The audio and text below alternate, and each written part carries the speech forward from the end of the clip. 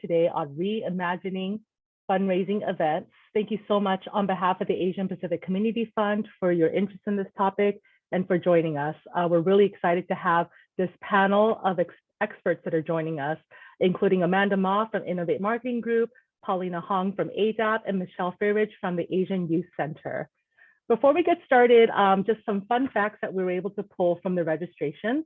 We have over 60 people joining us from 52 different nonprofits, and this includes staff as well as board members, volunteers, and interns. And among you, we have about 29% of you that have a lot of experience with nonprofit fundraising events. You've been involved with over 15 of them, but at the same time, we also have a good chunk of you, 22%, who are maybe a little less experienced with having done about 2 to 3 nonprofit fundraising events. In terms of pain points when it comes to special events, there was a lot of convergence for the organization as well as for you personally. And so what we found is that by far, internal staff capacity was the biggest pain point, followed closely by cost, and then lastly, board involvement. So we will be addressing all 3 of these pain points and more during our discussion later this webinar. And in terms of the status of your 2022 annual fundraising event, about half of you said not sure yet, closely followed by 31% of you have already moving forward to doing something in person, and 19% of you do not have anything planned as of yet, and only 5% of you are moving forward with something virtual. And we will kind of talk about that too, whether or not folks have the stomach for virtual events, not this webinar, of course, but in terms of special events for your nonprofit as we enter the 3rd year in this pandemic. So before we get started with the presentation itself, I do want to address some tech housekeeping. Although we call this a webinar, this is a Zoom meeting, which means that video is optional, but we encourage you to turn it on if you're able, but we will ask folks to stay muted until we reach the Q&A portion, in which case we'll be taking questions from the chat as well as seeing if folks want to ask their questions live. And we are recording this webinar, and we'll be sharing the recording in the post-event email that will be sent out to everybody, in addition to the contact information for our speakers, as well as on any other links and resources that are being shared during today's presentation. This webinar is being brought to you by APCF's API Nonprofit Capacity Building Program, which is something that we started here at the Asian Pacific Community Fund, that in addition to grant making, we really wanted to provide support for our API nonprofits who speak the language and know our communities and provide the culturally responsive programs and services that our community members need. And I think that's really has been demonstrated in the last couple of years during this pandemic, as well as with the recent rise in violence towards our communities, that our nonprofits, that you that are in this room have been so vital in making sure that our community members don't fall through the cracks. So we want to offer these types of trainings for staff, volunteers, and board members of these nonprofits, because we truly believe that our nonprofits really are the best position to serve our community, and that our communities can be strong if we have strong nonprofits that are serving them. So without further ado, I want to introduce our speakers. And just a reminder to please keep yourself muted during our presentation. So first off, we have our returning guest speaker, who is a popular favorite for our nonprofit capacity building webinars. She is Amanda Ma, who is the Chief Experience Officer, CEO, and founder of Innovate Marketing Group. This is an award-winning live and virtual experience agency. And she has over 17 years of providing full service events and activations from a unique perspective. And that includes not just businesses, but also nonprofits. And this is just a very short list of some of the clients that she's worked with, from CBS, Facebook, East West Bank, HUD, JANA, Marriott, Southern California, TikTok, and YouTube.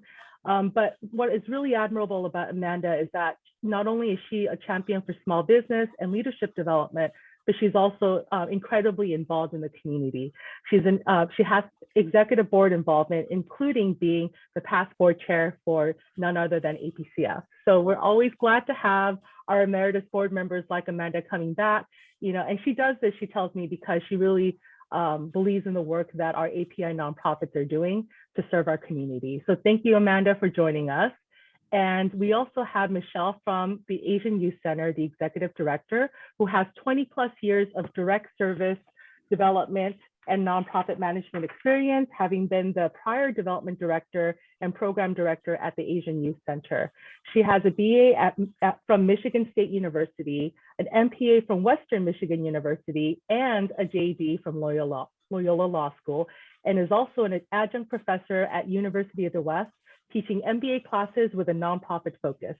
She is on the board, being involved in the community as well, serving on the San Gabriel Valley Bar Association, as well as the Pasadena Community College President's AAPI Advisory Committee. Thank you so much for joining us, Michelle.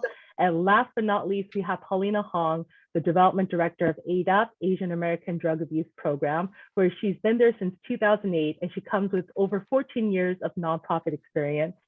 Her expertise is in fundraising, donor relations, special events and communications, and she helps to spearhead ADAP's annual Showtime benefit concert, which I'm sure many of you are familiar with, as well as their annual marathon and Twitch charity stream.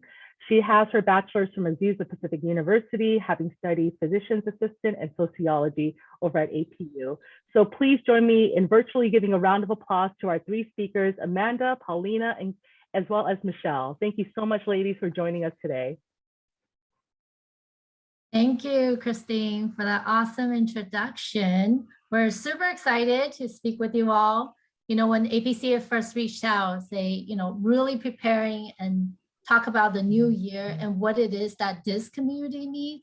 So they came up with this idea, which I thought was so genius. So then when we think about who would be fantastic on the panel, of course, we naturally thought of Michelle and Paulina, who are, leaders in terms of like what it is that they do. And they really are true shine. When I think about who's doing such an awesome job, like AYC, especially even before I met Michelle, the reputation preceded itself. And then when I finally met her, I was like, oh my God, it's like meeting a celebrity. Like, you're Michelle, that's amazing, right? And then Paulina, we just started working together, and she's a rock star in her so many ways and leads a really fantastic team as well. I know Rahima is also here. So I'm excited to get started. So we are actually going to go ahead and jump right in. And then when we're looking at the survey result, like Christine said, that one of the number one issue that came up is capacity. So we're going to pose that question to our two experts here. In terms of, when it comes to nonprofit, there's some of you that are a little bit bigger. So you have some team member for support, but there's also other where it could be one person only, or two people, three people. So, let's start with Michelle to kind of kick it off. What it is, how do you kind of address this issue in terms of capacity, like having limited capacity? Sure. So I think the way that nonprofits address capacity for doing events has changed a lot in the last 10 years. Asian Youth Center has grown a lot over the last 10 years. And when I was the development director here, I was the only development staff. And we would utilize program staff and management staff, and everybody got drawn in to do the gala event. And it was just sweat equity. Like, everybody who was exempt worked crap loads of overtime and just did what needed to be done, right? And 15 years ago, that was pretty standard practice in the industry. But I think today, the emphasis that we have on work-life balance and healthier kind of approaches to long-term sustainability and employee health really prevents us from doing that kind of just kind of sweat equity work. And as a larger organization, we have a team now, right? We have a team of 3 full-time employees, myself, my assistant. We still pull in program staff, but in a much more limited way. And we utilize a board, we utilize community volunteers, and we utilize outside contractors in order to do effective events and in order to be cost effective as well, so that we're actually raising money as well as raising our reputation and making an impact on the community. Thank you. How about you, Paulina? I think we follow the same trajectory as AYC in the fact that, and we still continue that tradition of making it part of our culture that everybody is an ambassador of the organization if you're a staff here. And I think that can extend obviously beyond fundraising, but in other outreach and engagement means as well, and representing ADAP or AYC on the broader scale. But yeah, for us, in terms of how we've shifted, same. We definitely want to be treating our staff well and not asking them to do something that is beyond their job. So we still engage them, but we try to make it as fun and easy as possible. So for years, we've run like an internal staff competition. We have like a little trophy wall and everything. So that has definitely been refined over the years. And more recently, particularly during COVID, one thing that we did bring on was the use of or utilizing interns who are interning within the administrative/development unit. So they actually get some training beforehand leading up to the event. And then of course, volunteers and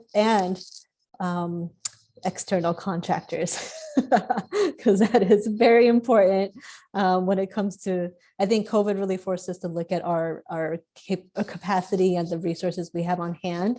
Like you just can't call on as many volunteers as you could. And so why not bring in someone that's an expert who's reasonably priced and make your job that much easier. So yeah, that's how we've been handling capacity. Wonderful. And in all transparency, both AYC and ADAP is a client of Innovate Marketing Group, so that, in case for reference. And, when we talk about capacity, because a lot of time when we're hearing, we're like, who used to do this, right? And kind of like Michelle and Paulina said, it's like everybody, right? When it's gala time, then you kind of pull everybody in, but then what happens is what they're supposed to do, their regular job, that sacrifice. Right. And then it's like, well, we're just all consuming a gala or a big events, very consuming of that time. And then some tips that we talk about. So just to kind of point out, Paulina mentioned, like, instead of having a volunteer, which is like a 1 day, 2 day, sometime only, they use interns. So it's a little bit more long-term. And I know they did that last year, which was super helpful. And it's like a 3-month, 4-month, right? So you could engage them with them a lot more, and they actually know what they're doing, but at a higher level. And then Michelle also mentioned when we talk, we're prepping for the session, we were also talking about having standard operating procedures, SOP. So maybe Michelle, you could dive in a little bit more about that. A lot of nonprofit organizations experience a lot of turnover in their development staff, and AYC has been no exception to that. We've had a lot of turnover over the years, and developing and writing down standard operating procedures for how to do the event, how to run your planning committee, what needs to happen when, having standardized calendars and task lists, and very detailed information about how to put the event on, how to do your fundraising,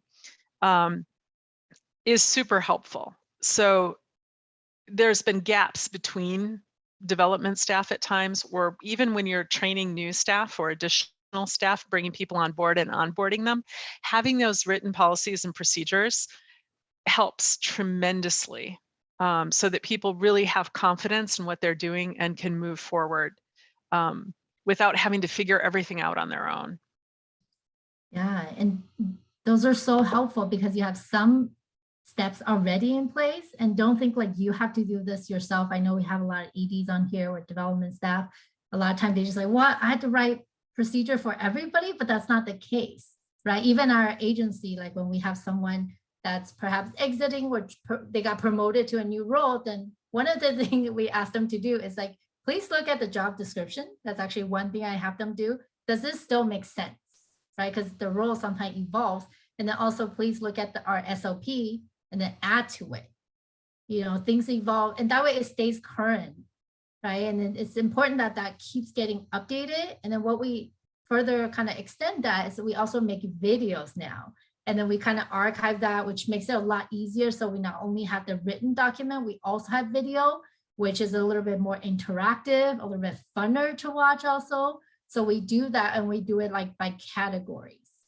So there's a lot of different platforms out there you guys could utilize. I also know some people, they just use Zoom and then save all the recording and archive it. So it doesn't have to be expensive, but I love that tip from Michelle, that just the SOP, because that has a little consistency versus like, let me just do it my way. You definitely want to track like what works and what doesn't work. You could fix that, but whatever works, don't reinvent the wheel, right? And then we talk about staff culture. So maybe I'll direct this one for Paulina. You guys, I feel like you guys do such a good job, because for your gala, people are excited. They're all in. At the even virtual event, they have over like 15,000 people that chimed in on the day, which is fantastic. How do you guys build your culture and get people so excited? Well, I mean, from the beginning. So during our onboarding process, and one thing we say here at ADAP is good evening, good afternoon, family. And that really stems from the treatment therapy model that is the core of our services and our programs. So that's extended out to the entire agency and all the different services and programs we do today. So with the onboarding process, we really try to reiterate and instill that sense of being a part of a family here, or the Ohana, and that everybody, like I said before, is an ambassador of the organization. And I know that, that education comes through just time at the organization and how you interact with your fellow coworkers and colleagues and how they're pitching in to help each other. And so I think that really helps develop that sense of being a part of one big unit. And then when it comes to fundraising events, like I said, we try to make it fun. It's a lot of work. So that's why I think interns are great to utilize in this sense. We've done internal unit competitions. And so we'll theme them like Mario Kart theme, or, different, what was the last one? I think it was Animal Crossing theme. And we'll make regular updates. And so with our organization, we do meet at least once a month. And then through our management team, we provide weekly updates as well. What else did I want to say about that? Making it easy. So that's one thing that I think we were able to do a lot more effectively in our first virtual event, because typically we would be involving staff by having them come to the event if they're available, selling raffle tickets. But with the virtual event, we're like, how do we involve staff? So we had an intern create a social media toolkit, outreach toolkit, and then created incentive points for using those toolkit items. So if you're doing a presentation to a something involved with your own program, like a prevention presentation, just plug the event at the end of it and then send us a screenshot, and that'll earn you some points towards whatever goal you're working towards. But we made it as easy. We try to make it as easy as possible. I know that you have to continually ask for feedback to say, is this actually easy? Is this actually doable for you? And we tweak and we learn as we go along. But that's one thing that we really want to try to do more of, is understanding that everybody is extremely busy in the nonprofit world, for small and large organizations. And if we're asking them to do a little bit more for a fundraising event, it needs to be very clear and straightforward and fun and easy.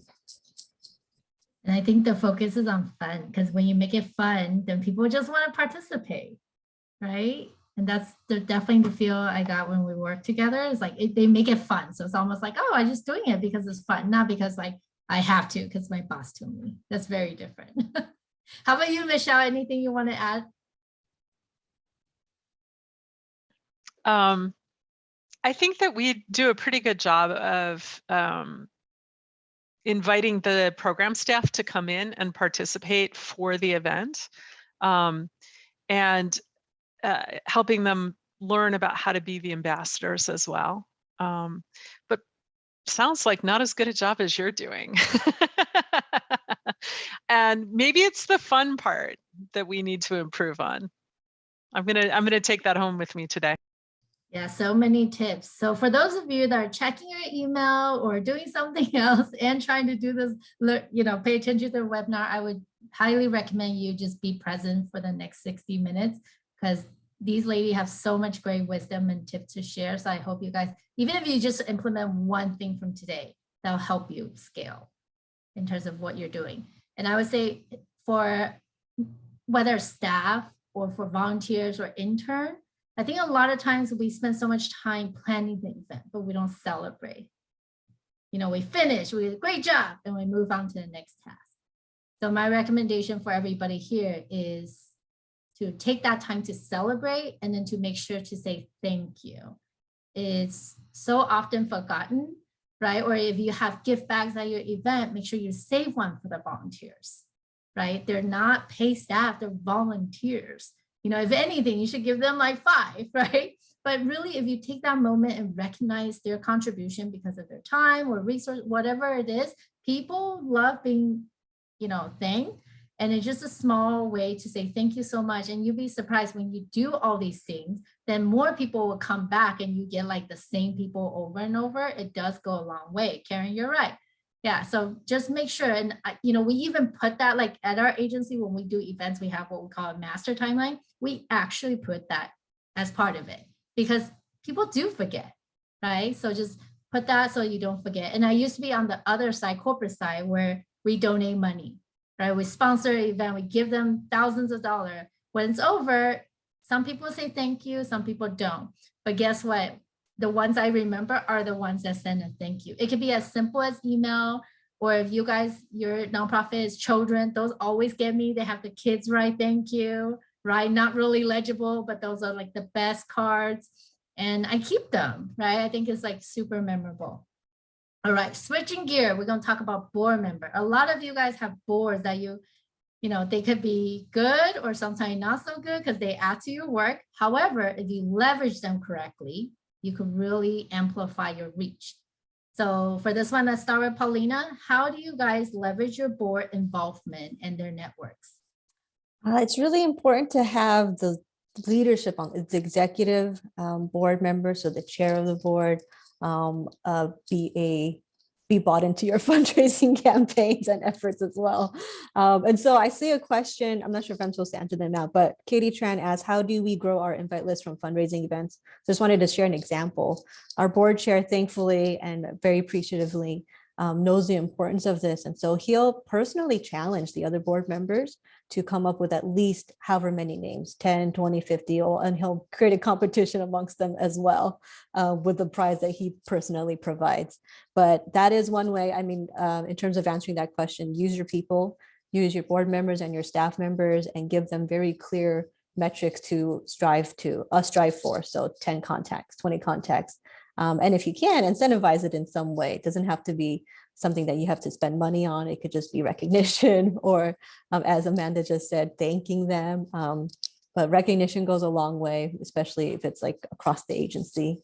And in terms of, for the board members, we do have them participate in as easy of a way as possible, because ours is a volunteer board member, because I'm sure many of yours are as well. They're not paid.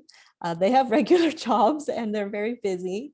So breaking it down for them, give like one thing that we learned with Amanda was just create the email for them already so they could copy pasta and send it out to their contacts. Yeah, so it's again easy and communicating with them often, because one thing I always forget is that when I'm in the midst of planning for an event, I just feel like everything is this event, but I forget. But the board members, they're not at the office, they're not connected with us every day. And so they need constant and often reminders constantly to bring them back to to just remind them that this is coming up. This is what you can do. And, you know, even if for us personally as human beings, I think if I get an invitation to like a baby shower or anything like that, it takes about 3 reminders for me to do something about it. So just remember that's just human nature, and it's okay to be a little bit annoying. I wouldn't call it annoying. If anything, I say helpful, right? Because like you said, we need reminders. I'm sorry, persistent. Yes. Yeah, persistent. Yes. It's like, what was I supposed to be doing today? How about you, Michelle? We have a 23-member board of directors, and they're all volunteers as well who have jobs and families and things going on. So I agree with everything that you've said. There's also something to be said for how they get onboarded, how they get recruited, and how they get onboarded. And are the expectations made extremely clear to them? So we actually have a board pledge that we have them sign that has their give-get requirement and has where they indicate how they're going to do that and how they're going to recruit people and how they're going to and it's part of their initial onboarding commitment, and it's renewed annually. So they literally are signing their name to a contract that says they're going to follow through and do these things. And then having the board leadership that reminds them, incentivizes them, makes it fun for them. And then we do an event committee because some people really like doing events and they want to get involved and make the decisions and get into the details of the colors and the design and have fun with it. And other people just want to write the check. And we want both of those types of people on the board, right? We want the people who are going to get involved and then want to participate in the decision making, but it doesn't have to be everybody. So helping the board to understand their roles, I think, is the key to board engagement around events. 100%. I love the pledge. I sat on a few boards and I love pledge because it has that clarity. Like, what am I here for? What is the expectation? And it actually also weeds out the people who are not a good fit from the beginning, right? They're like, wait, I'm committed to this. And like you said, there's some board members, they are check writing, and there are other board members who are, you still have to write because there's the give or get, but they are willing to do a bit more in terms of not only financially, but also within like leveraging their networks. But I think not only for the overall board role, also kind of like what Michelle was saying, even for her events chair, you should have a separate, clear outline of the role. Is their role to pick out colors, or is it you want them to fundraise? And when you say fundraising, is it sponsorship dollars or is it silent auction? Like, what am I getting myself into? And I asked that, like, now I'm a veteran board member. When I didn't know better, I was like, yeah, I'll sign up, right? And then I was like, oh, I didn't know how to do all that. But then it's okay, you learn. But I think it's like setting the expectation. And again, this actually also goes back to SLP, right? So if you have it, you don't need to recreate this every year. You just have it. And I love that Michelle mentioned it's a yearly, you remind them to sign again because people will forget.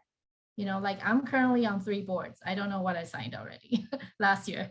So it's really good that you refresh their memory. Like, hey, by the way, and they sign off on it. Everybody's on the same page. And I think it's great. And to get buy-off in the beginning, like pick your events one or like a program, right? So your different committee and really champion and empower them to run because it actually makes your job easier.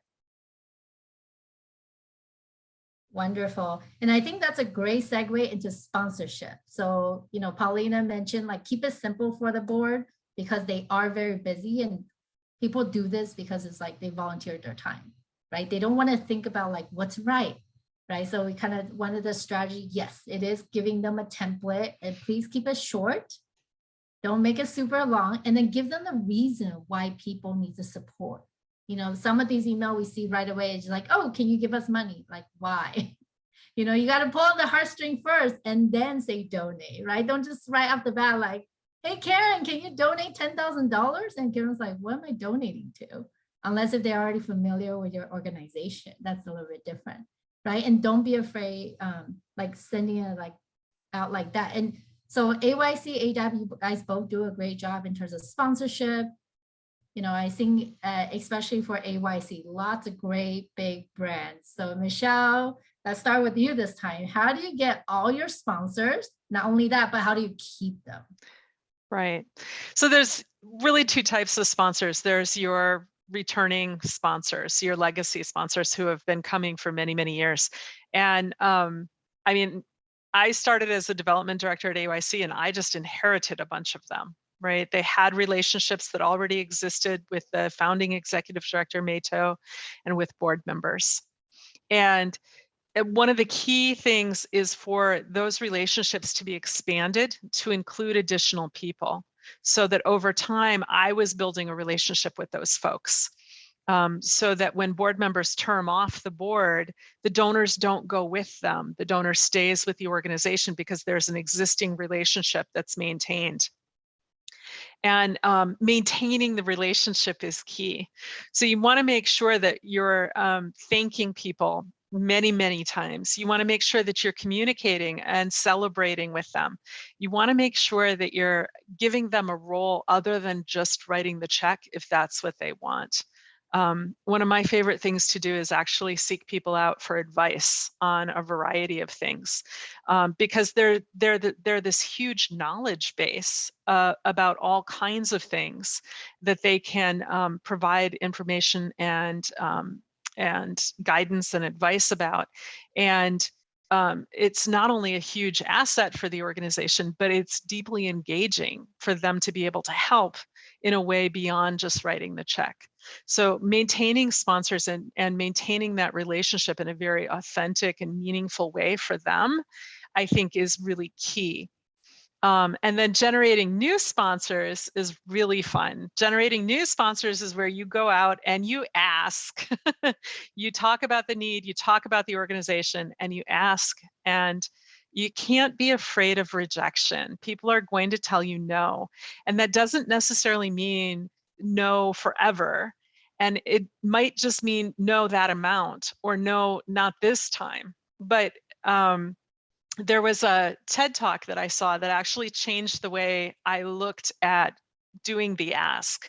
It's called What I Learned from 100 Days of Rejection. And it's an excellent TED Talk about this young man who decided he was going to face his fears of rejection by deliberately asking people for things that he thought they would say no to. So he started by asking a stranger to borrow $100, right? And going into a fast food place and asking for a burger refill, right? Things that people are absolutely going to say no to. But then what he found as he proceeded with 100 days of this was that people actually would say yes to things he never anticipated they would say yes to. And he found out what kind of conversation needed to happen to get to a yes. And it's just a really excellent TED Talk that I recommend to anybody who does any kind of asking. Yeah, it's fantastic. When we're doing our prep meeting for this webinar, so Michelle shared it with us, so highly recommend it. I was cracking up so much about the burger refill, but understanding the why, right? So kind of like, don't just take no, and it's not personal. Like, I know sometimes it's hard to get a no, but when you do it enough, right? We ask not for us, but for the organization. And if you believe in your mission, you're just asking, right? Yeah. How about you, Paulina? I echo everything that Michelle said. And honestly, this is an area that we can always grow in as well. And so I'm kind of looking up to Michelle and the wisdom that she has and their experience.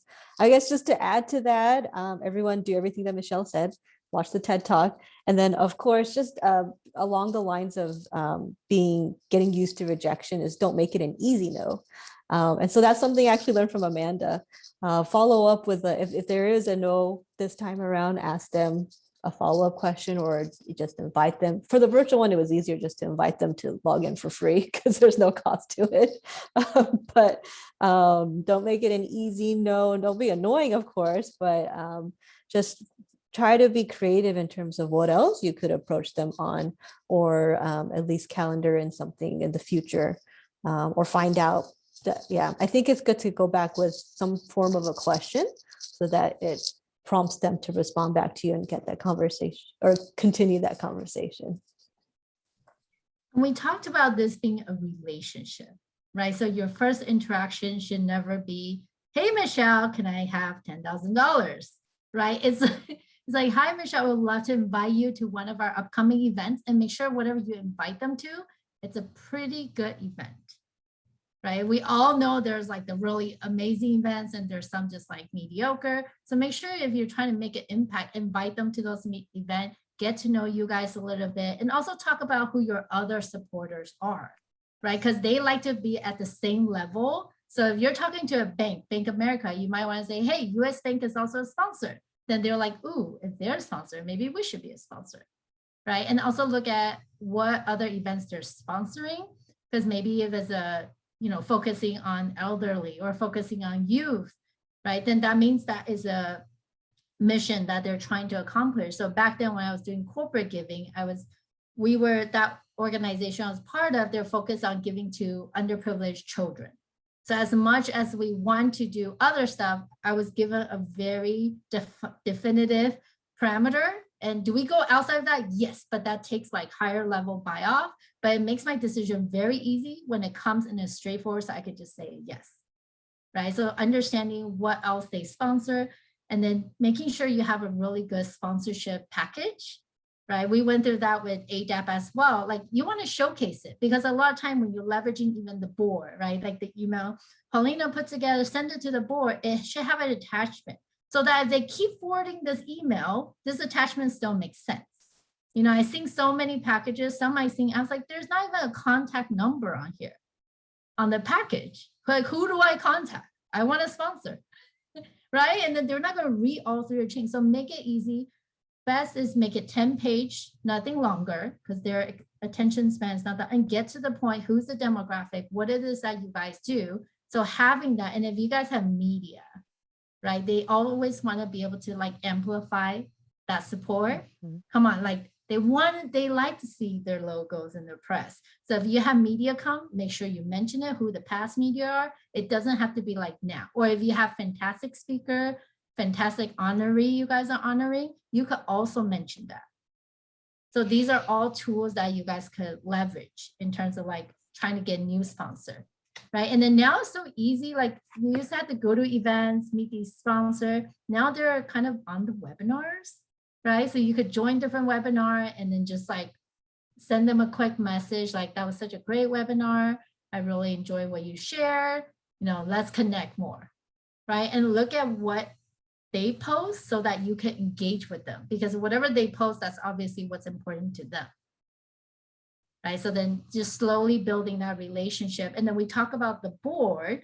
So the board has a relationship. When I was on APCF and also ABA, like we're each given like a number, like you don't have to have a lot, but if you tell each of your board member, give me 5 names, and then make it easy for them. Either you could reach out yourself, or you could reach out, but just CC one of the staff. So the staff could actually follow up, right? Because again, you're tapping into the board relationship. And I love what Michelle said, because once they kind of build that bridge for you, it's really up to you guys now to continue that relationship, because as board, we come and go, but we hope that we leave a legacy behind. So if we help you build that bridge, you need to please continue that relationship. Don't just like, hey, can we go out, do this other thing? Or if you do, you need to do the ask, right? But having that, and then some of the boards that sat on, they actually have a little friendly competition. So Paulina, you don't even need to give them gifts, right? I love what you say about competition, because I guess we're all kind of competitive.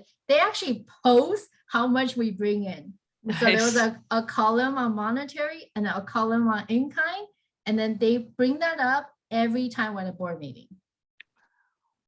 And then just remind people, one, oh, the gala is coming, right? Or this event's coming up. And then you look at like, oh, shoot, like Michelle already raised 50,000. Paulina raised 30,000. I only raised 20,000. I better hurry up, right? And then just incentivize people. Or sometimes there's also in-kind, and that also has value, right? Like Paulina, you guys do a concert. If someone gets an alcohol, not alcohol, that's a bad example, in-kind drink sponsor or a dessert sponsor, which normally you have to spend money to purchase.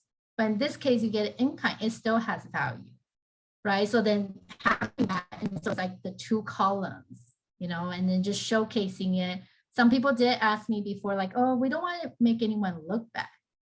But honestly, it's just transparency, right? We're just being transparent what has been brought in and who brought it in. And also it gives people an example, like Okay, and they'll ask, hey, Michelle, you're doing so well. You brought in 50,000. How the heck did you bring in 50,000? And Michelle will just tell you, I just keep knocking on doors. I just keep picking up calls, or I send 100 emails and I got 5 to say yes. Right? But just by sharing that, it actually motivates other board members to do the same. Yeah. Okay. Awesome. Anything else you guys want to add, Michelle or Paulina? I think your honoree selection can also make a big difference in who your sponsors are. And there are sponsors that are going to come and go based on who those honorees are each year. And they don't form that necessarily attachment to the organization. So selection of your honorees can be very key as well. Yeah, that's important.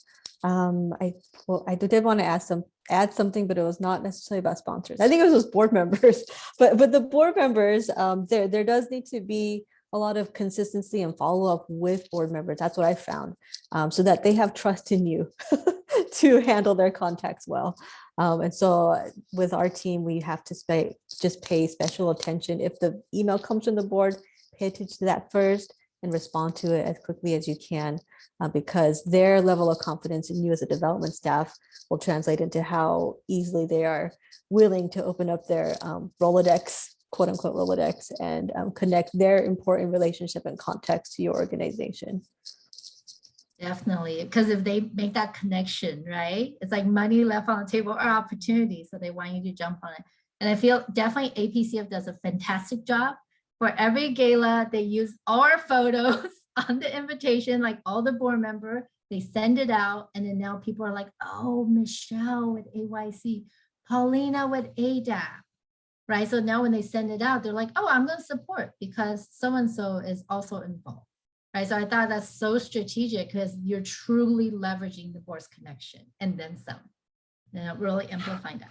So we talk about monetary fundraising. How about silent auction? Do you guys do silent auction? I know the answer. We do.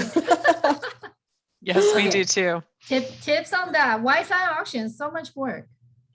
Well, I'll try to keep my answer short, but we do a benefit concert when we did do things in person, and it's fun. Silent auctions are fun, and our audience members love a deal. So I'm not sure if that's the case for a lot of people, but they love a deal, and so it's not like we're selling like a piece of pottery for $5,000 or anything like that. It's more so they actually get a great value out of it. But it gives, at our event, it used to give people something, a little warm-up activity to do. And then eventually we did move to online versions of it, utilizing a tool or like an online platform tool. And that really actually raised the revenue that we were bringing in from silent auction. But just be aware, for anybody that hasn't done it or has done it, you know how much work goes into it. It's about 6 months plus worth of solicitation time to get all those donations in. And that's one of the ways that we try to engage our board members and staff, is really trying to give them the tools, that the solicitation letter or the language to go out and ask their, I don't know, the places that they frequent, the places that they love, to make a donation. So yeah, I'll leave it at that. Perfect. How about you, Michelle? Yeah, the silent auction is fun. And we've been doing silent auction for many, many, many years. So it's a tradition. People really enjoy it. They like getting a deal. Our silent auction items are also not really expensive. And it generates some pretty hefty revenue, but it does take 6 to 9 months worth of planning. And what we've found is that if you're planning, your solicitations are well organized, somebody can just plug away at it a little each week for months and months and months and months. And the timing of when you request things is different for different companies. And also you can request gift cards from donors and from other people who are wanting to contribute in a way that they're not willing to do a ticket, or they're not willing to do a sponsorship, but they'll do gift cards or something like that. So it creates just another way to cultivate another type of donor. And the strategy for moving to online has been challenging for us. One of the things that's really important is to know your audience. Our audience is still not real tech savvy. And the first year when we transitioned to online only because of COVID, we didn't do very well because people couldn't figure it out. And making sure that you're bridging that transition for people and helping them understand how to do it, and making it accessible to people who don't necessarily feel comfortable with the new technology. So we, at our last event, it was in person and the silent auction was online, but we literally had people standing there with iPads to help people go online, register, and then bid. Because a lot of our participants are not tech savvy and didn't feel comfortable doing it on their own phones. Yeah, that's exactly the case for us as well. I think we made the transition to online platform a little bit before COVID, but it was bumpy. We did it 1 year and we were so nervous. We printed out like 6 manuals of the white paper. I don't even know what the white paper is, but the IT guy was like, you need this white paper in case someone asks. And then we didn't do it the next year. And then next year was COVID, so we went back to it. But knowing our audience, knowing who usually bids on the auction, we actually reached out to them ahead of time and asked if you want a proxy bidder. So basically an assistant. And during the virtual, we flashed it across the screen constantly. Call this number if you need tech support. Yeah. And we reached out to people and trained them how to do it one-on-one, like through FaceTime.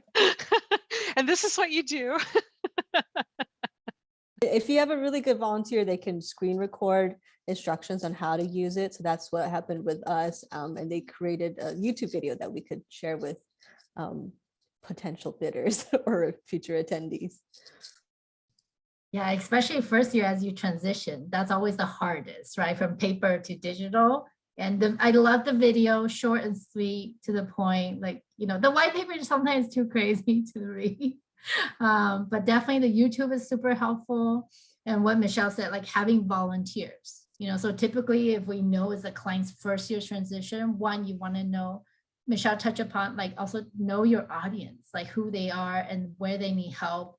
Right. So if we know it's their first year transition and it's the right fit, then we will have lots of signs and then making sure the client have more volunteers or more staff, you know, because they'll be like, I want a bid. They're like, how? Right. And then they literally bring their phone. They're like, how do I do this? You know, so having that too. And then also now there's like QR code. So you can literally scan the QR code and it takes you right in. So all these technology, QR code is going to be a huge tool for this year. And someone asked which platform you guys use for online for a silent auction. Oh, okay. We use GiftSmart. I think Michelle does as well. And we Yeah, we do. GiftSmart needs to sponsor this webinar. Yeah.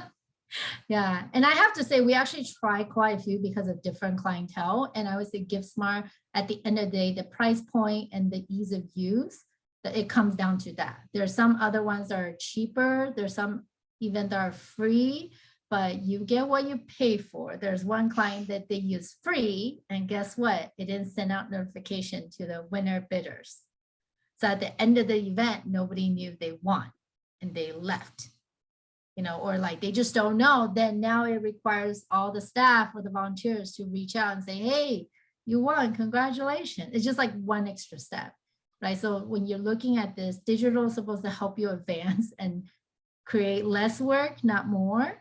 And I love the training that both ladies talk about, right? When APCF first integrated GiftSmart, they also use GiftSmart. When they first integrated digital silent auction or online platform, they did training not only with the internal staff, they did training with all the boards, right? Because board, we invite guests. So they want to make sure we're self-sufficient. I mean, I already knew, but I'm special. But making sure like everybody know how to use it. So in case their guests ask, they can even help them, right? So it's one less person that the volunteer had to help with. But you see how all those steps, it really helps set you guys up for success, right? So if you're looking to transition, and Michelle and Paulina, do you guys regret transitioning? Are you guys happy like you have transitioned? Yes. I'll go ahead, Michelle. I was going to say the staff like the online platform best. There's some nostalgia on the board for the old paper bidding. So we haven't quite sold all of the donors on the online process yet, but it is much more efficient and much easier to manage than the paper one. Yeah, same with us. I think, sorry, same in the sense that the staff definitely appreciate the online platform, and GiveSmart in particular is sort of an all-in-one platform. So we use it as our event website, and we use it for registration and for selling promo items and everything like that.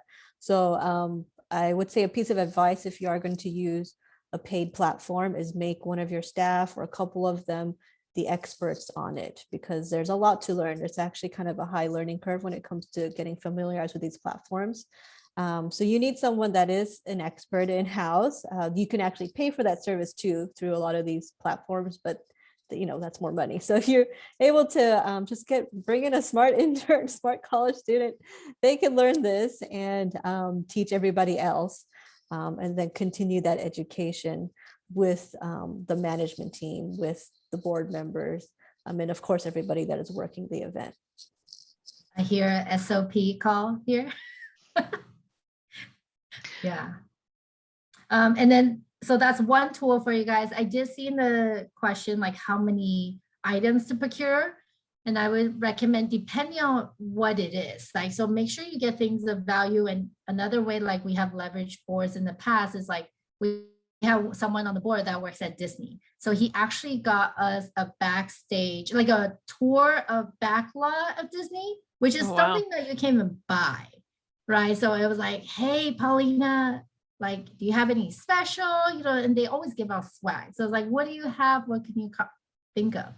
And then we have other board member, they bought a lot of sprinkles cupcake. So they just asked the store that they go to, like, hey, I sit on this board, can you donate some gift cards, right? So those go out like hotcakes. And really think about the times, right? During COVID, one of the things that ADAP and us went through is also restaurants were really suffering and hotels. So normally they would donate a lot, but this is probably not the best time to, at least not last year and the year before, but now there is all picking back up, right? So you really need to look at what do people want, what do people need, and then really target that.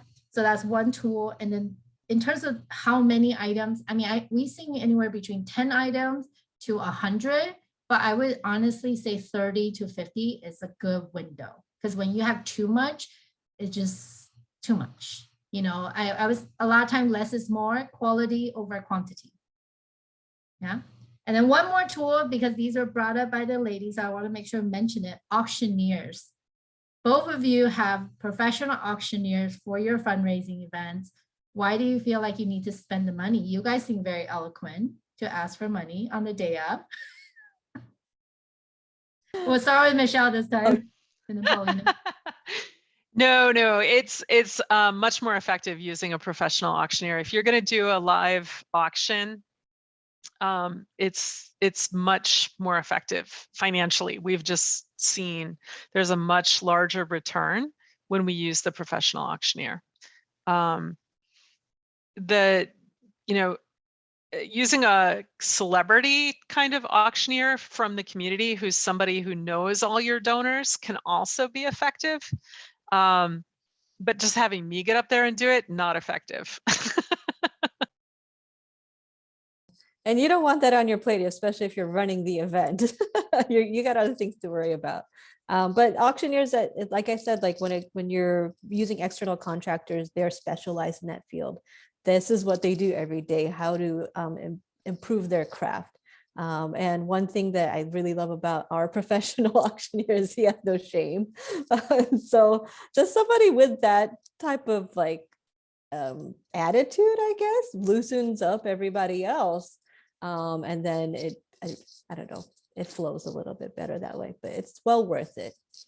Yeah. I mean, that goes back to having a professional, right? Like, I love what you said, like they're good at their craft. Like when they ask for money, they're not asking for money they're really seeking your support. It just sounds like music.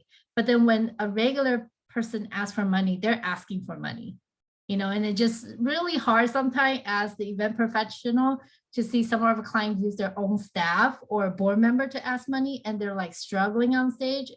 Is very hard to watch. And so sometimes people ask, is it worth the investment? So, I mean, you hear from two today, it is worth it. And we've seen it so many times, and we would definitely recommend it as well. And you just have to make sure it's strategic ask, right? How you will ask. Don't just ask in the beginning of the program. You definitely want to make sure you make someone cry before you ask, use those sappy story, a good story, share the success of your organization. Someone's crying now, going for the kill, right? It's like, this is the time, go. Yeah. So be strategic about your program, right? And then a good auctioneer, they will actually also look at your program. They'll say, when am I going up? And they will actually look at it and make suggestions too, because they've done this enough. They was like, this is not good time for me to ask.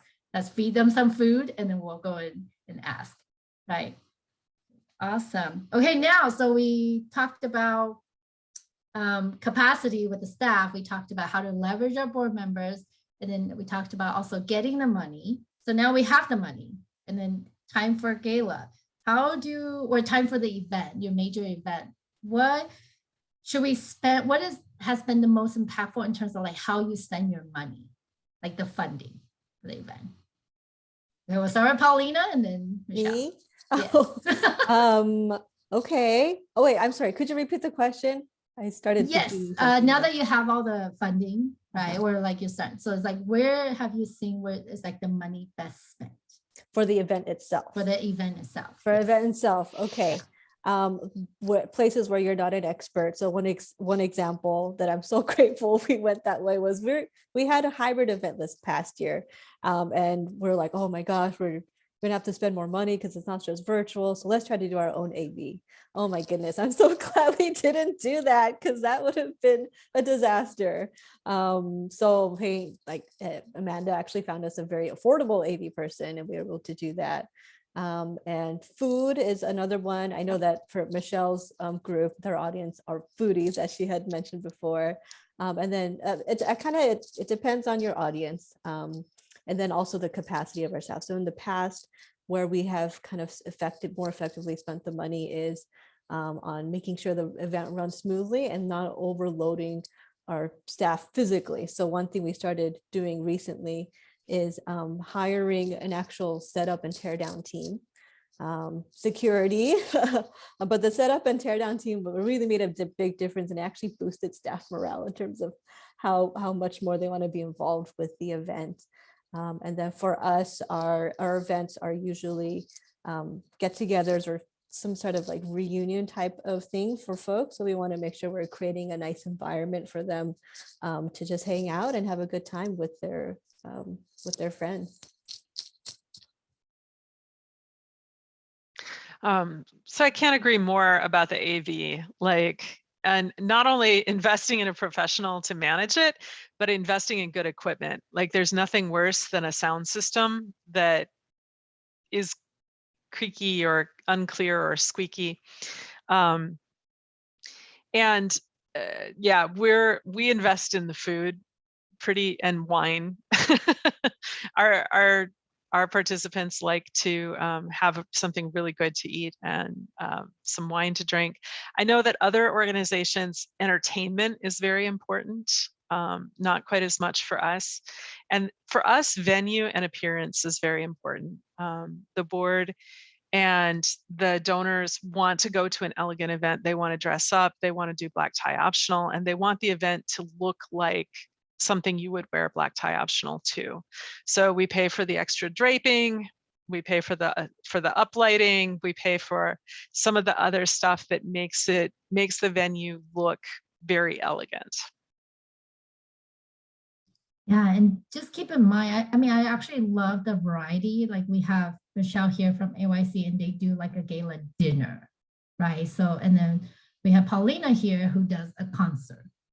So I think it's really understanding what works for your crowd. Like a lot of people say, hey, so do we do dinner? And I say, you don't have to do a dinner. Does your group like dinner. And we have seen so many different types, right? Like APCF's, theirs is actually I don't want to say dinner because it's more cocktail hours. So if you miss the food, that light orders, thank you.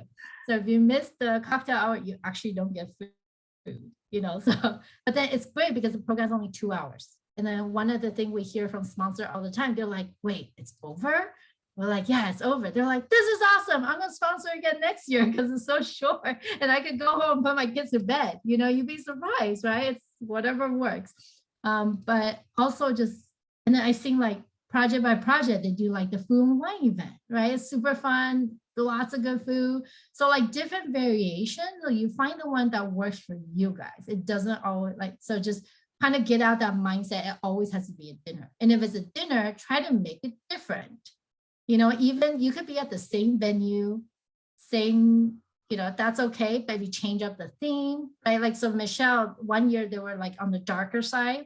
So I remember when we took over their event design, we made it a lot brighter, right? And then like, it just really opened up the space and then made it like a little bit happier, right? Because we're like, if we want them to open their wallets, they need to be happy, right? So we give them a lot of wine and then make them happy so they can open their wallet. These are all strategies. Because also when you do auction, by the way, you should turn up your lights.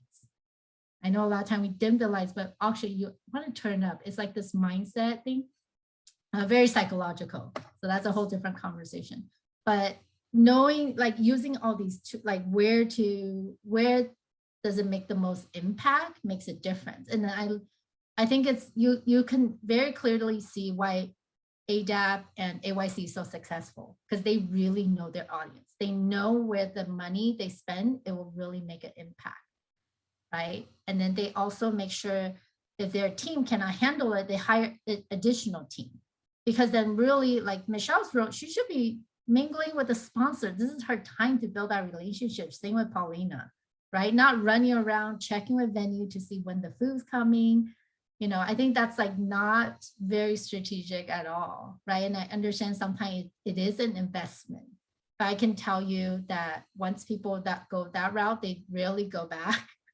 They're like, how did we used to do all this stuff? You know, so just keep in mind, like the AV, I think Michelle, both of them mentioned that. Don't do it yourself, 100%, please. That's a whole different requirement of like skill set. Yeah. Okay, anything else in terms of money that you guys want to share? Oh, and I love what Michelle shared about who you want to attract, right? So that's the type of event you want to put up. So not all of them needs to be nice and fancy, but if that's the type of crowd you're trying to attract, then you need to also have that. Because also, you know, a lot of board members, they bring their friends, sponsors too, right? And they like, come to this event, you know? So then if they bring them, they want to be proud of that. Like I sit on this board, you know, and then it's like, wow, you sit on this board, right? Versus like, oh, you sit on this board. Very different. Right? It reflects on them. It reflects on them. And just like the way you interact with the donors they refer reflects back on them. Yeah. Yeah.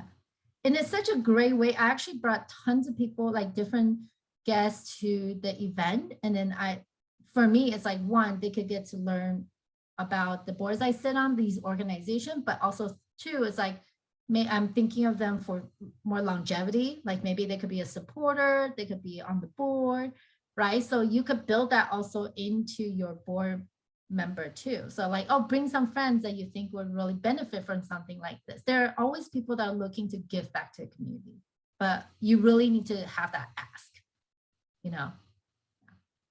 How about Paulina, anything you want to add? Sorry, I kind of lost I lost the original question. No worries. We're just talking about if there's anything else like in terms of money well spent. Oh, okay. Yes. You know, just I would say look at the team that you work with for the event.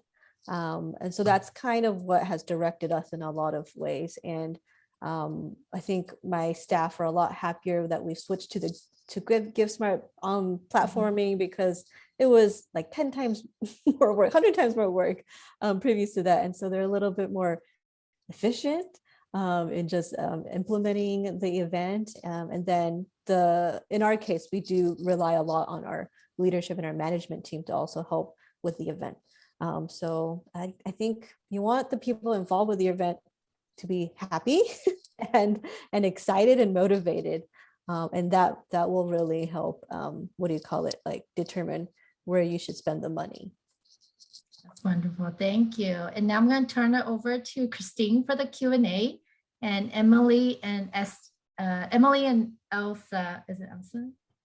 Elise, I believe. Elisa, yeah, yes. We did get we can quite a address few their questions that came Yeah. through. Perfect. So I'm actually going to go kind of a little while back, going back to silent auction, because I think Esther Yim from Mentor for Change had a question about price point. Like what percent, so, you're looking at the retail value or the market value of an item, like $100 gift card, for example. What should be the price point that you set it at to start off the opening bid? So we do at 50%. We start at 50%. And we create a buy it now at 110%. So if you really want it, you're going to pay more than it's worth to take it off the market early. I'm going to use that. If we do have gift cards, it's about 50% that we started at. And then if it's an item, we actually go even lower, like a 70% discount. And then you have to pay attention to your bid increments and just put yourself in that potential donors or bidders' shoes and say, are they willing to go up by $25 at a time? Maybe not, maybe more like $10 at a time. But also for your staff that are setting it up, we do try to make the increments a little bit like more straightforward. It should not 10, 15, so many different options, but we try to keep it to about 3 different options of bidding increments. And then because people get confused, and then like the math sometimes gets a little bit confused. So keep it nice round numbers. And then, go from there. And then you just make sure you look back at your previous year's auction to see if the item even went or how it performed, and base base it off of that. That's a great tip, Paulina, because you definitely need to, again, that goes back to knowing your audience, right? Yes. We have some group that loves food, loves hotel, but they hate working out. Like literally they get packaged for a workout every year. And it could be like really famous places, like doesn't matter. And doesn't matter. Or they get Equinox gym membership where normally you'll get bid right away. But this group, just nobody works out. Always nobody. It's so funny. And we're like, stop getting these. Like, who's getting these? Like, focus your energy, right? So Paulina and both Michelle mentioned too, like look at your past history and see what really worked and focus in that area. And make sure you communicate that to your board because they don't know, they don't remember. It's your job to communicate that. Yeah. I remember we got a Magic Castle silent auction donation through one of our board members a few years ago for the very first time. And, we're so naive. We didn't realize how exclusive it was and that it would be such a hot ticket item. So I priced it, I thought, high enough, but someone did the buy it now option within a minute of the silent auction opening. And then I had regrets.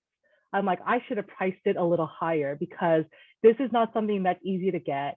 Dodgers tickets that are behind the plate that are for season ticket holders only that you got through some company.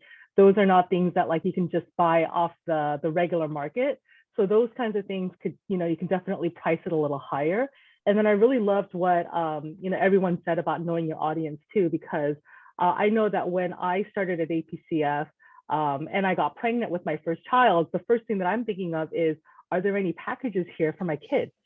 For that are family friendly. And no knock on the staff before, but everyone that worked for the organization in recent memory did not have children. I was the first to have a child in the organization, and I started looking at the silent auction list, realizing, oh, there's so many really nice dinner places, museums, classical concerts, but not anything that I can take my kids to other than I think maybe Kids Space and like the Natural History Museum. So for the next couple of years, I had our special events intern really building out the list to start soliciting places that were kid friendly, family friendly, and that matched our audience because there were a lot of people who were around my age or a little older than me, Amanda included, who have kids and really wanted those items. And they wanted that family bundle, like, oh, there's this bundle in the South Bay for your family to go golfing and get some pizza and get some ice cream, 3 or 4 items bundled together sold a lot more than just one item. You know, and then the board member told me, it's so easy. Now I have my weekend plan for my kids. Yes, definitely. Okay, so now I know, Christine, you're always the one outbidding me. That's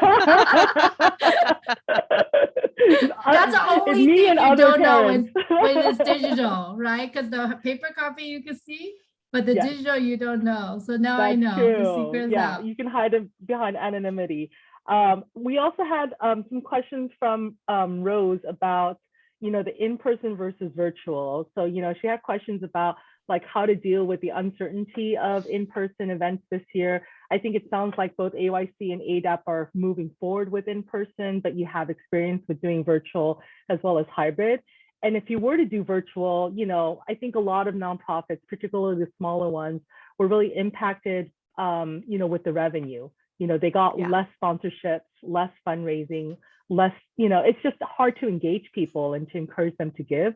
So how do you maximize your fundraising efforts if you do have to move forward with a virtual or hybrid?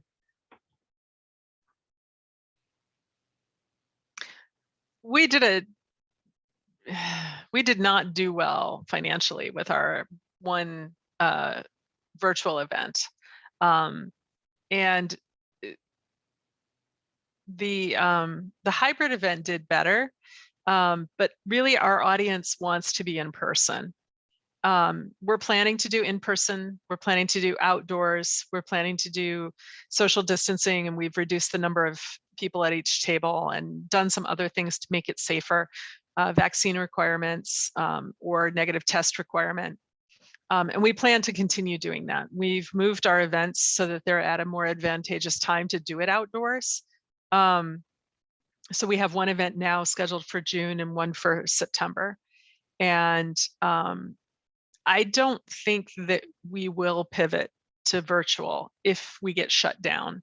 I think we will do a no event where we just do a campaign and fundraise, but not do a virtual event because it just wasn't effective with our audience. They didn't like it.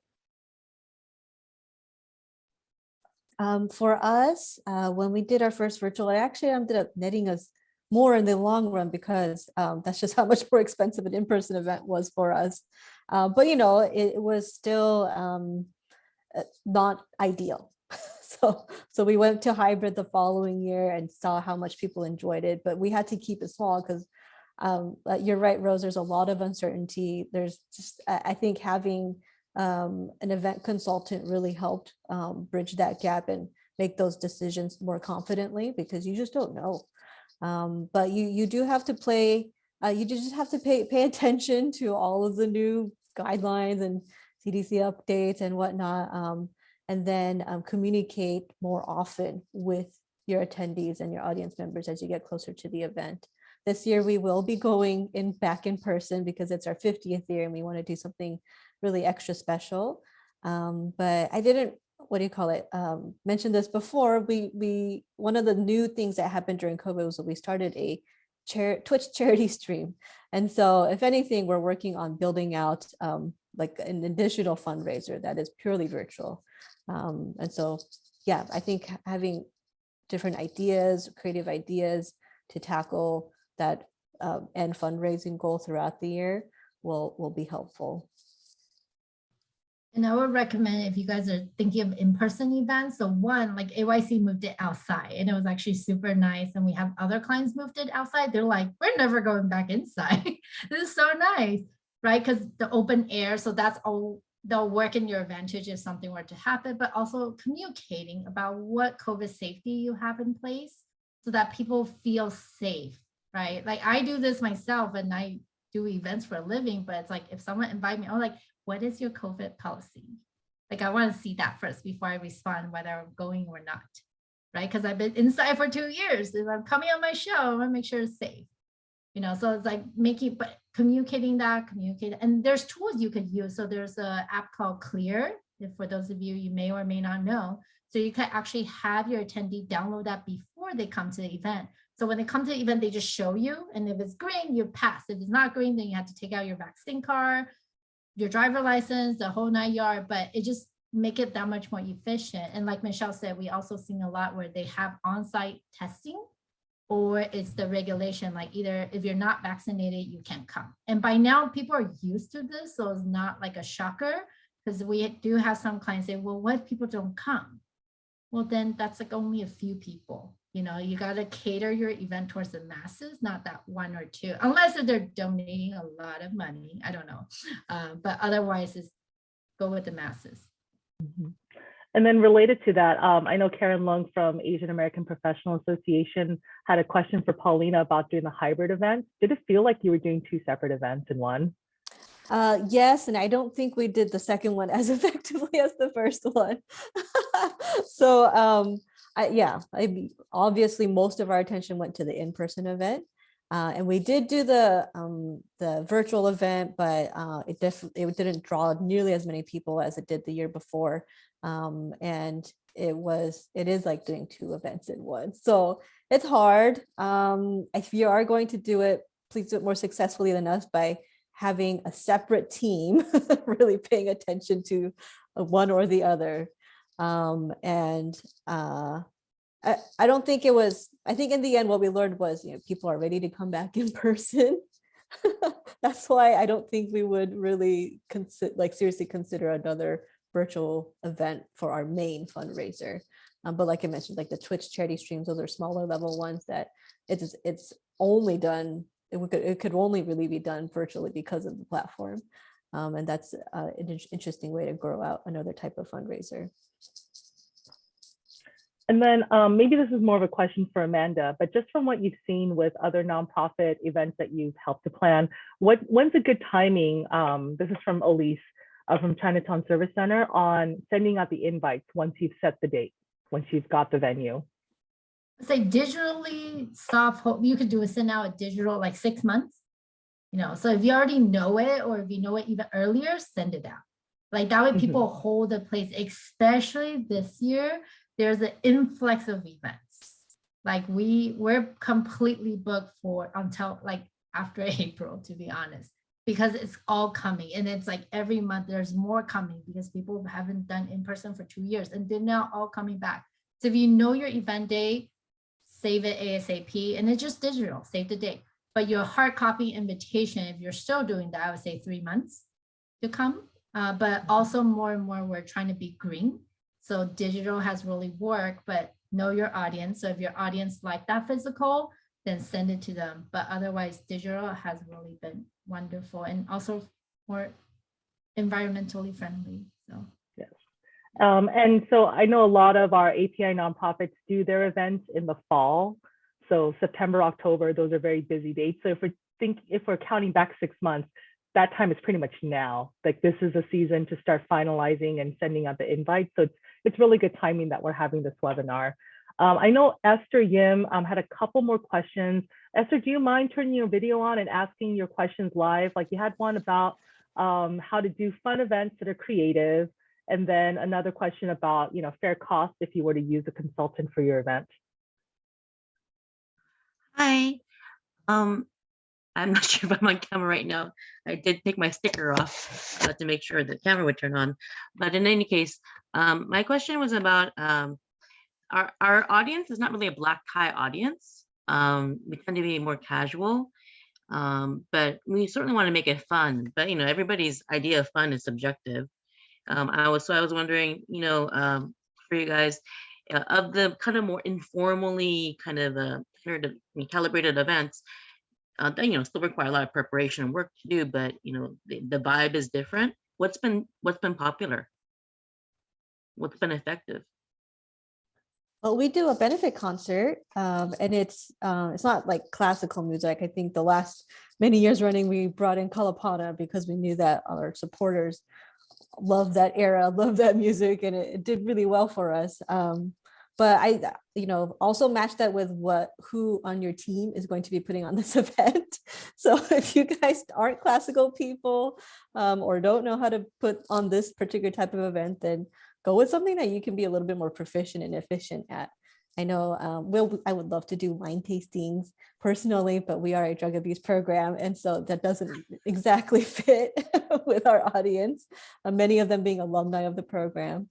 So I honestly Google, there's a lot of ideas out there, and I'm sure Amanda has so many more ideas as well. So I don't know, that wasn't too many suggestions, but the benefit concert part is fun because you concentrate on the entertainment part of it. People are going out for a fun night. They'll usually grab dinner on their own with their friends and family, and they have some entertainment, hang out afterwards. We try to keep the talking parts pretty to a minimum so that they're just really there for the music and the entertainment. Is that like a 2-hour event then? If you do like a benefit concert? Essentially, yeah. I mean, there's if they're part of the VIP, then they can come. They usually have like another hour in front of that for the reception, and then we do a dessert reception afterwards where we have hundreds and thousands of desserts, and people just hang out. Thank you. And if I could have a follow-up question. One of you mentioned hiring as outsourcing, these different kinds of roles. But when you're a small organization, I'm wondering, we have to like really maximize a little bit of money that we have. So I'm wondering, what would be a fair price? Because we want to honor the person who is a professional event planner or coordinator, but we also don't really have an idea about, well, what's the going rate for that? And before I ask our panelists to jump in, this is really good timing for me to launch this poll, which a few of you have already started answering, because I was curious, for those of you that do these events, on average, how much time does your staff, including you, dedicate to this annual fundraising event? Is it less than a month, 1 to 2 months, 3 to 5 months, 6 months, or more than 6 months, which was the case for APCF before we started making some changes in the last few years? So I'm going to give folks a minute to answer that, and then I'll open it. But go ahead to Amanda, Michelle, and Paulina to talk about, when do you bring in the consultant, and what's like a fair amount of your budget that you could dedicate to it? I just want to say that one year we tracked how much time we actually spent on the gala, and we start 9 months out. And so when we actually tracked how much time was spent on it and how much staff time costs, and then we looked at how much staff time could be saved for other things if we used contractors, there was actually a huge cost savings. And then the other thing that we did to really to convince the board that it was okay to use outside contractors was we got sponsors to cover it initially.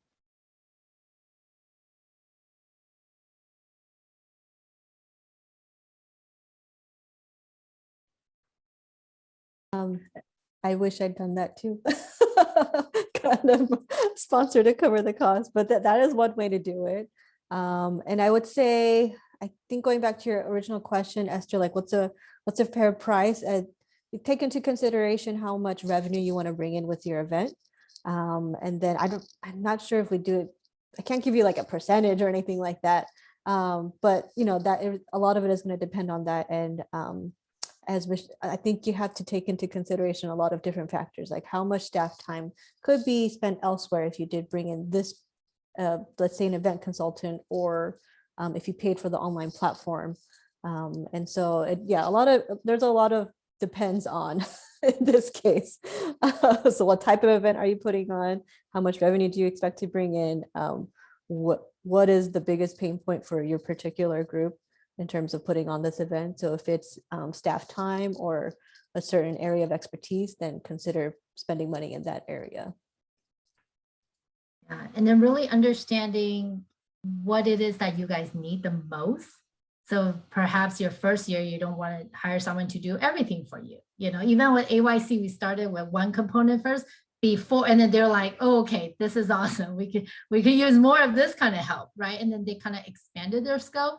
So you guys have that approach. So looking at, okay, what it is that we want them to do, but just be careful. I would say always do it by category. So don't say within one category, we do half of this and they do half of this, because that ends up doing everybody do more work.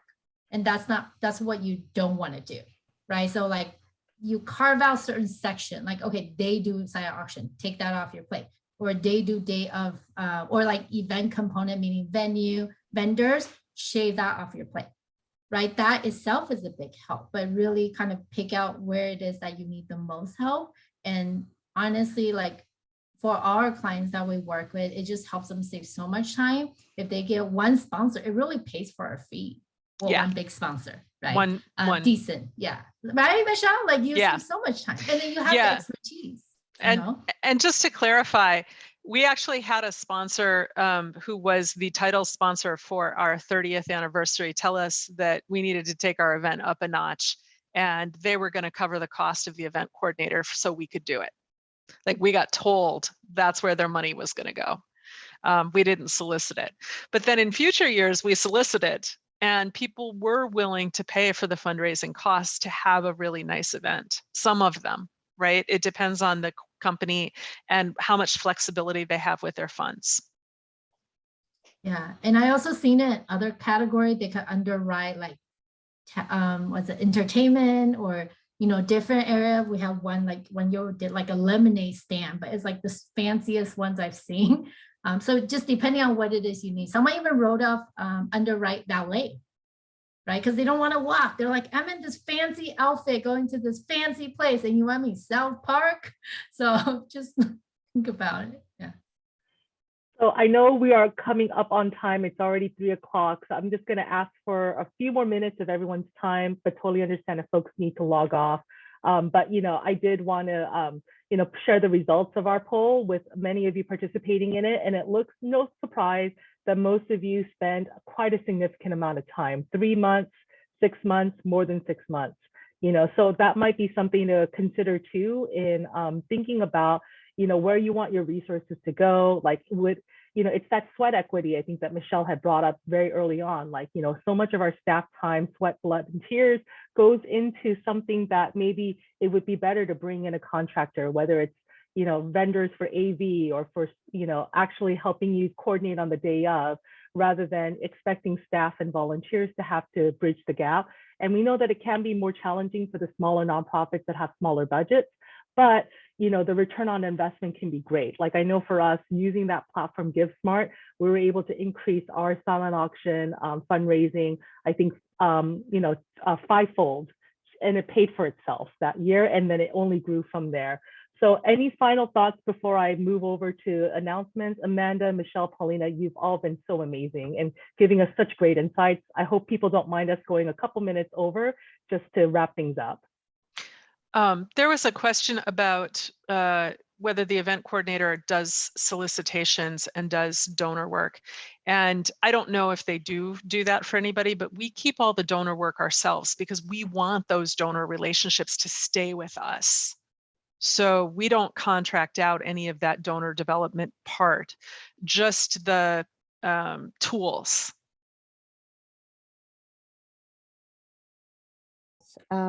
And I guess in terms of any last words, it's been well worth it for us to work with an event consultant, someone that is an expert in the field. So I would highly consider that, but otherwise reach out to any of us and your fellow fundraisers in the field, because everybody knows the pain that you're going through. And I think particularly in the API nonprofit world, we're very willing to help each other out with advice. So yes. Absolutely. And I just want to point out for those of you that are not on video, you should definitely check out Paulina's virtual background, right? So you see how she has a custom virtual background. It says ADAF 50, so she's celebrating 50. She has a QR code. I have yet to scan it, but I'm sure it takes me somewhere fascinating. It's just to our website at the moment. Yeah, great. But I mean, it's, one of the feedback or recommendation we get to our clients to always be promoting. You should not be promoting when the event's coming up. You should be promoting now, right? So that's a very subtle way of promoting. And then people are waiting while they're in webinar, they'll be like, hey, Paulina, what is ADAF 50? And now she have a conversation builder, right? So I think that's a great tool. And then we are sharing our state of industry. Like I mentioned, QR code is very popular. So this will take you to kind of sharing some of the tips for this year and trends. One quick one is make sure when you guys are doing programming, make sure it's not too long because people have been inside for 2 years. The last thing they want is go to an event and have a heavy program. So programs we're noticing are shortening and being more impactful. So as you're planning, really think about that. So there's more information on the State of Industry report. You're welcome to scan it, read it. It's a lot of great information that our team put together. And on a side note, we'll be having a digital course that'll be coming out later this year. So just stay tuned for that as well, because we understand that not everybody can afford an event agency, but hopefully with that digital course, it could at least help your team set them up on the right path, just like having some systems in place and really know what they're doing. Absolutely. And I know that there were a couple of questions that we weren't able to get through, but I'll make sure that we address them in the event follow-up email that I'm going to be sending out. But thank you so much, Amanda, Paulina, and Michelle, for being so generous of your time and sharing your experience, your pain, your struggles, as well as the successes and achievements. I can't, celebrate Amanda and her amazing team over at Innovate Marketing Group enough. I know that she's helped so many of our API nonprofits. For her, it's very personal in part of her giving back to the community. And also for Paulina and Michelle, I know that, part of you saying yes to this webinar was you wanted to be able to help your fellow API nonprofit staff, our brothers and sisters that are in this fight together in order to provide so many services to our community. So virtual round of applause to Amanda, Paulina, and Michelle. Thank you all three so much. This is an amazing panel. We recorded this, so we will send this out in the follow-up along with our evaluation. Please fill that out. We do these webinars because of the feedback that we get, and we'll also include some of the links and resources as well as the contact information for all three of these amazing ladies after this webinar. A few other upcoming events that I want to put on your radar. Nonprofit strategic budgeting and scenario planning. This is also based on feedback that we've received. So we are going to be having this in partnership with the Nonprofit Finance Fund on Tuesday, March 15th at 10 a.m. It will be a different kind of conversation where Annie Chang has a pre-recorded webinar that she's done on this, addressing some of the COVID-related concerns. But we will have two other folks, Jackie and Cher from NFF, to actually facilitate a discussion as we go through the presentation together. So we will send that information out and it will be in the chat. We also have our very popular Meet the Funders, the first one of the year, later in Wednesday, March 30th from 1 to 4:30 p.m., featuring Archstone Foundation, LA Care Health Plan, and the Sun Family Foundation. So hope you can join us for that. And a couple more things. We have our operating grant program still up for smaller nonprofits, unrestricted operating support. The deadline for that is Friday, March 11th at 5 p.m. Links should be in the chat as well as in the email. And to think about fundraising that goes beyond events, we've been a partner in this with so many other API-focused groups on this nationwide campaign for the month of May, which is Asian Pacific American Heritage Month. This will be our third year sponsoring this campaign. Last year, we raised over $725,000 with an additional $200,000 in prizes for 170 participating nonprofits. And this is really to raise money for API nonprofits. The platform is completely free and there are trainings, and there is a webinar that will take place at the end of next month. So I'll send more information about that so you can sign up. And last but not least, for those of you that work with youth and families, we have over $200,000 in scholarships available to low-income students. So we'll share this resource for you as well. So thank you again so much for everyone that stuck around till the very end. We hope you can join us for our next webinars next month, and have a good rest of your day and have a lovely weekend. Thank you very much. Bye, everyone. Thank you. Thank you.